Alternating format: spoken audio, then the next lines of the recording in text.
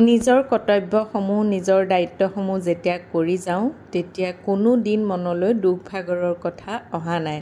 আজি ঠিক দাইলখিনি তুলিবলৈ লৈছোঁ দুপৰীয়া ভাতৰ কাৰণে, তেতিয়া ছোৱালীয়ে ফোন কৰিলে ডাঙৰজনীয়ে যে মা আজি তুমি একোকে নাৰান্ধিবা।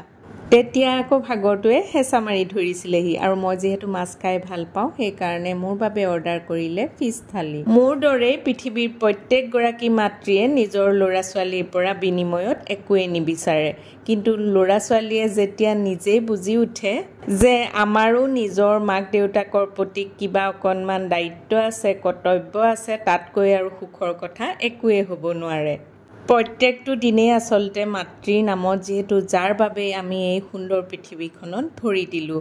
আৰু হিয়া আৰু প্ৰিচাই লগ লাগি খুব এটা সুন্দৰ কেক মোৰ বাবে অৰ্ডাৰ কৰিলে আৰু এতিয়া ইমান সুন্দৰ কেকটো দিছে যেতিয়া নিশ্চয় কাটিবতো লাগে। পৃথিৱীৰ প্ৰত্যেকগৰাকী মাতৃলৈ মাতৃ দিৱসৰ বহুত বহুত শুভেচ্ছা তথা শ্ৰদ্ধা জ্ঞাপন কৰিছোঁ। প্ৰত্যেকগৰাকী মাতৃয়ে যাতে শাৰীৰিক আৰু মানসিকভাৱে সুস্থ সবল হৈ থাকক।